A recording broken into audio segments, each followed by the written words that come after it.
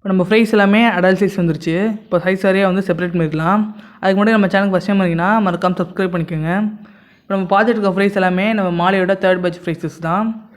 எல்லாமே பார்த்தீங்கன்னா நல்ல சைஸ் வந்துருச்சு. அது மட்டும் இல்லாமல் கலரேஷன் சூப்பராகவே இருக்குது ஃப்ரெண்ட்ஸ்.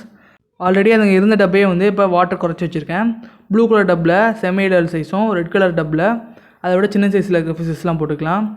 வாட்டரை வந்து ஆட் பண்ண ஆரம்பித்தாச்சு. வாட்டர் ஆட் பண்ணுறதுக்கு பார்த்தீங்கன்னா சைஃபன் பம்ப் தான் யூஸ் பண்ணிகிட்டு இருக்கோம். அதோட ப்ராடக்ட் லிங்க் வந்து நம்ம டிஸ்கிரிப்ஷன் பயோவில் இருக்கும். நம்ம இப்போ வாட்டர் கண்டிஷன் பண்ணுறதுக்காக கல்லுப்பு போட்டாச்சு. அப்படியே பார்த்தீங்கன்னா ப்ளூ மெடிசன் ஆட் பண்ணிக்கலாம். இந்த மாதிரி சைஸ் வரையாக பிரித்தா தான் நம்ம ஃப்ரைஸஸோட க்ரோத் வந்து சூப்பராகவே இருக்கும்.